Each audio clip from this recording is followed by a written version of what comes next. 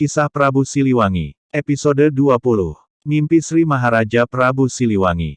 Kalian tenang saja, ucap Sri Maharaja Prabu Siliwangi membuka percakapan, tak ada yang salah dengan kalian dan tak ada yang akan menerima hukuman.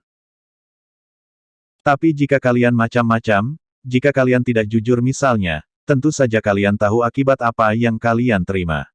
Suara Prabu Siliwangi yang tenang dan menggema itu tak sedikit pun mengurangi ketegangan. Sekalipun Prabu Siliwangi tersenyum sehingga kumis besarnya membentuk garis lurus melebar ke pinggir, tak cukup ampuh untuk menularkan ketenangan. Tadi malam Ngaing bermimpi. Ada sepasukan hitam yang menyerang keraton. Anehnya pasukan hitam itu bersekutu dengan prajurit-prajurit Ngaing. Coba dia bicara, ada yang tahu artinya apa? Ditanya seperti itu tak ada yang berani bersuara. Semuanya diam. Mematung. Hanya dalam batin saja yang ramai, bercakap-cakap dengan dirinya sendiri. Suara-suara itu jika disatukan tentu akan bergemuruh mengalahkan suara deru mesin kapal saat angkat sauh meninggalkan pelabuhan. Garis bawah garis bawah garis bawah garis bawah garis bawah. Asteris Ngaing atau Aing, bahasa Sunda, yang artinya aku atau kami. Asteris. Dia, kamu atau kalian. Panggilan ini sampai sekarang masih dipergunakan dalam percakapan sehari-hari masyarakat Lebak terutama di Baduy luar dan Baduy dalam, yang dianggap satu komunal dari para pengikut Sri Maharaja Prabu Siliwangi yang berangkat ke arah barat. Kisah ini akan terungkap dalam novel kedua dari Dwilogi Prahara di Pajajaran tentang Wangsit Siliwangi. Garis bawah garis bawah garis bawah garis bawah garis bawah garis bawah. Ada seorang yang berani angkat tangan untuk meminta waktu bicara, tapi ketika Sri Maharaja Prabu Siliwangi mempersilakannya bicara, lidahnya mendadak keluh, tak ada satu patah kata pun keluar dari mulut yang ternganga itu. Lama-kelamaan karena tercekat rasa takut melihat karisma Mahaprabu, yang keluar dari mulut ternganga itu hanya ludah yang berderai-derai menemani air matanya yang telah lebih dahulu membasahi pipi, seperti anak-anak penderita Down Syndrome. Ia tidak menangis, hanya saja air-air itu keluar spontan saja, seperti juga air yang membasahi bagian selangkangannya. Melihat pemandangan seperti itu, Sri Maharaja Prabu Siliwangi tidak marah. Ia malah dengan senyuman menghiasi wajahnya, dan sorot matanya dibuat sejinak mungkin, melanjutkan bicara. Ngaing paham dengan yang dimaksud Kisanak. Ujarnya, dia itu sedih menafsirkan mimpi Ngaing. Jika mimpi itu benar jadi kenyataan, memang sangat menyedihkan. Semua yang hadir menunduk, pelan tawa pun pecah mendengar ungkapan Sri Maharaja Prabu Siliwangi tersebut.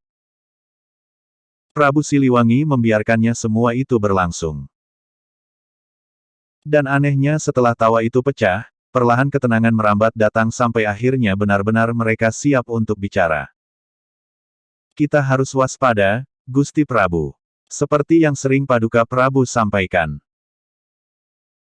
Yang baik itu tak selamanya baik dan akan benar-benar menjadi baik, seperti juga yang jelek tak akan selamanya jelek dan akan benar-benar menjadi jelek. Siapa tahu, yang baik itu pada akhirnya jelek, dan yang jelek itu bisa saja menjadi baik, cetus seorang prajurit. Semua mata terpaku memandangnya atas keberanian yang dinilainya luar biasa itu.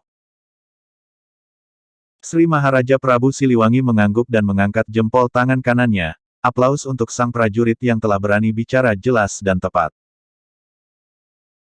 Hal ini menimbulkan aura positif sehingga yang lain punya keberanian untuk bicara atau setidak-tidaknya tertantang untuk bisa bicara.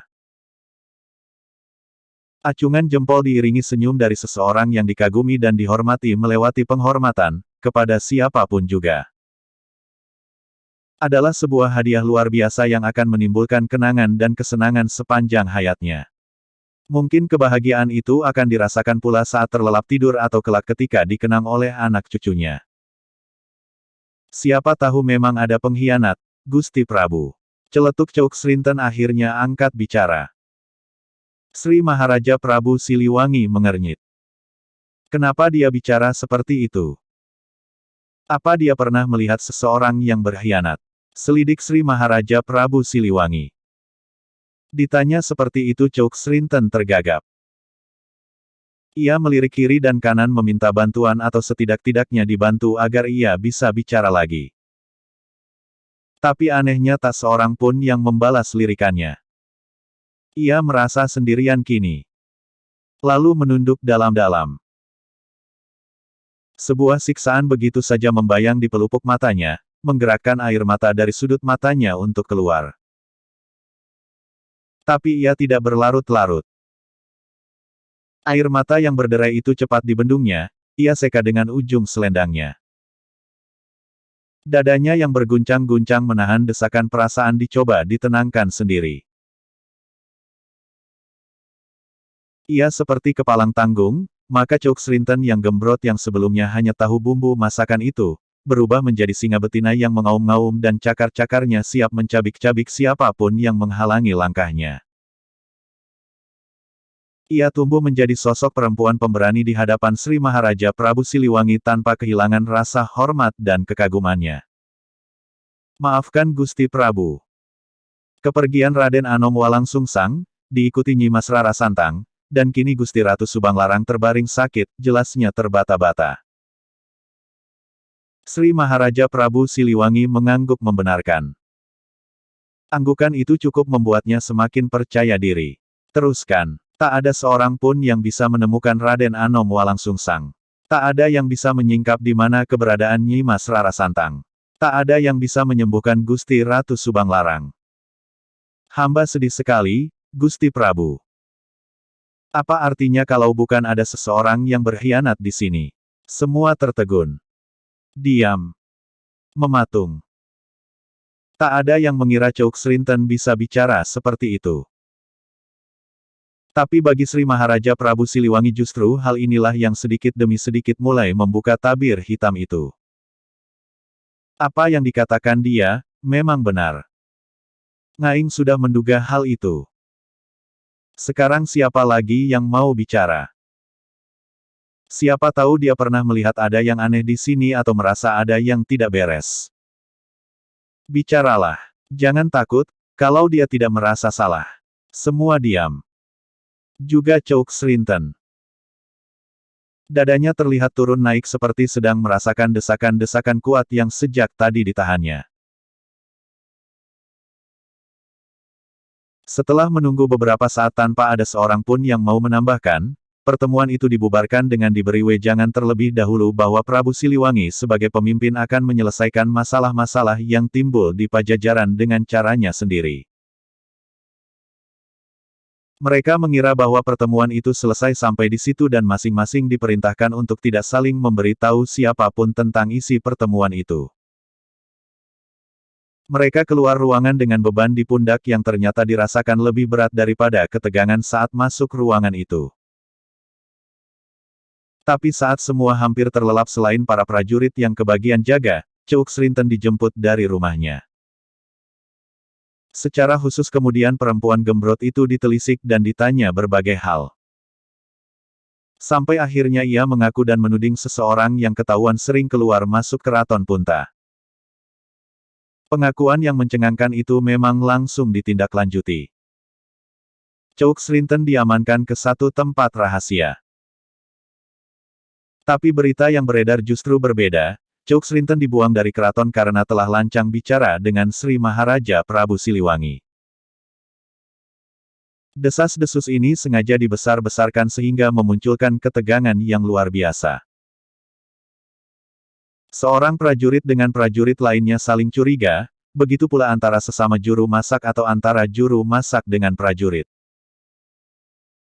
Menanggapi hal itu Sri Maharaja Prabu Siliwangi seperti tidak mau ambil peduli. Perhatiannya sekarang tercurah bagaimana mencari kesembuhan untuk permaisuri yang dicintainya, Ratu Subanglarang dan upaya menemukan putra-putrinya. Tapi sekalipun demikian masalah keamanan tetap menjadi prioritas. Ketika Pati Argatala ketahuan membawa Kinalaraya dalam pencarian putra-putrinya untuk kali kedua, Sri Maharaja Prabu Siliwangi sama sekali tak melarangnya. Dalam tepekurnya sendiri, Sri Mahaprabu Siliwangi seperti mulai disadarkan dari mimpi. Ia mengaku belakangan intuisi dan mata hatinya seperti mendadak tumpul, sehingga tak kuasa mengurai tabir hitam di keraton Pakuan. Siang tak begitu terik ketika kuda-kuda yang ditunggangi Kinalaraya, Argatala diikuti 3 orang pendamping di belakang, memasuki belantara Parahyangan. Kuda Kinalaraya dan Argatala berjalan berdampingan dalam posisi sejajar, hanya sesekali saja satu di antaranya saling mendahului ketika jalannya terlalu sempit. Debu-debu jalan musim kemarau yang ditimbulkan sepatu-sepatu kuda yang melesat itu bergumpal-gumpal lalu mengambang di udara. Terlihat sesekali Argatala melirik Kinalaraya, lirikannya tajam dengan seringai wajah mengerikan. Tapi Kinalaraya pura-pura tidak melihat lirikan itu, ia terus memacu kudanya. Seperti juga tidak pedulinya 3 orang prajurit pendamping di belakang bahwa sesungguhnya ada 3 orang prajurit pula di belakang dalam jarak cukup jauh mengikuti kemana mereka pergi. Dan Kinalaraya percaya ketiga prajurit yang mengikuti dari jarak jauh itu tak akan kehilangan jejak, juga tak akan mengecewakannya karena pada jarak-jarak tertentu tanpa sepengetahuan Ki Argatala dan 3 orang prajurit yang mengikutinya. Kinalaraya menjatuhkan batu yang sebelumnya telah dicelupkan ke dalam larutan akar dan daun-daunan, sehingga berubah menjadi merah menyala. Pada sebuah tanah datar di dalam belantara Parahyangan, Argatala teriak seperti memberi isyarat untuk memacu kudanya dan mendahului kuda Kinalaraya. Ketika Kinalaraya akan menyusulnya tiba-tiba kudanya mengerang sambil mengangkat kedua kaki depannya tiba-tiba. Tubuh Kinalaraya terlempar sementara kudanya langsung ambruk. Kinalaraya baru saja bangkit dan mendekati kudanya ketika ia diserang puluhan anak panah dari ketiga prajurit yang mengikutinya dari belakang. Ia tak bisa menghindari selain jumpalitan di udara menghindari sergapan anak panah beracun itu. Berkali-kali ia berhasil menghindari namun pada akhirnya, sebuah anak panah berhasil menembus pangkal tangan kanan yang tak terlindungi baju kulitnya. Kres! Anak panah itu menembus kulit diikuti darah merah yang berubah kehitaman keluar dari luka itu.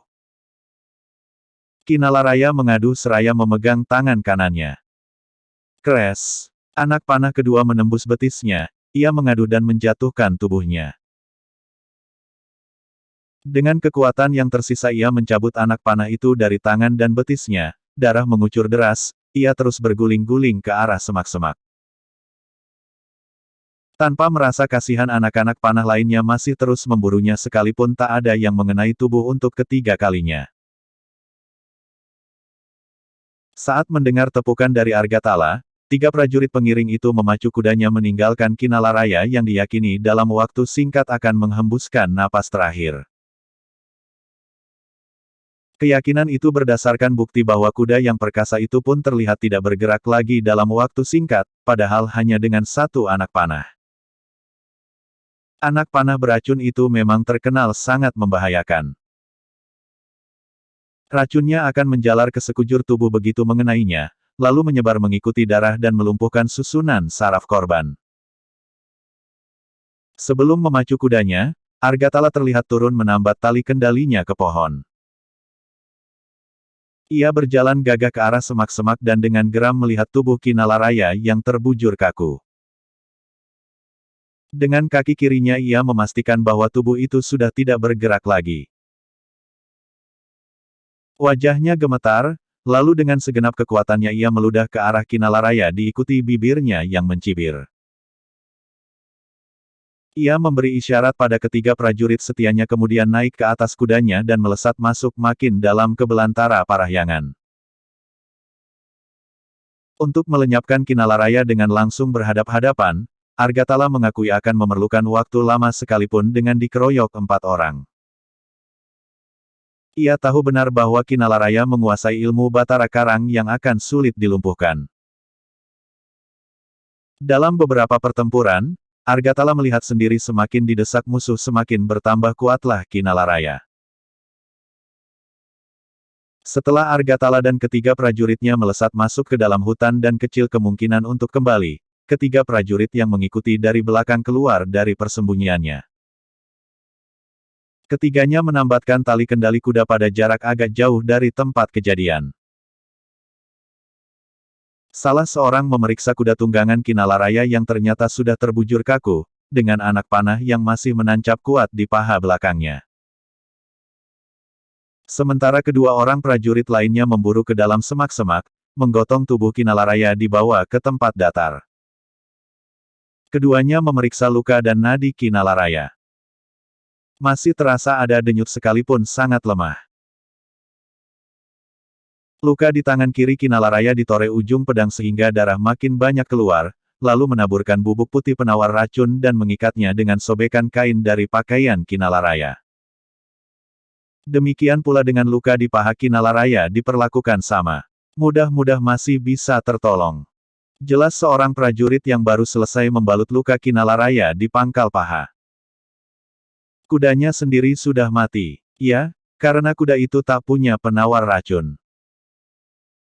Kita masih berharap penawar racun yang ada dalam tubuh Kinalaraya masih lebih kuat dibanding racunnya. Jawab temannya. Ketiganya menggotong tubuh kaku itu dan dibawa menjauh. Tubuh Kinalaraya kemudian didudukkan di atas kuda, sehingga ketika kuda itu bergerak tubuh Kinalaraya pun terlihat berguncang-guncang. Mereka berjalan perlahan ke arah barat meninggalkan tempat yang menjadi saksi bagaimana liciknya Ki Argatala. Tanah ini akan menjadi saksi yang tak akan pernah berubah, bahwa di sini pernah tercecer darah Kinalaraya. Ketiga prajurit itu pun semakin sadar. Ternyata orang sebaik Argatala tiba-tiba bisa berubah.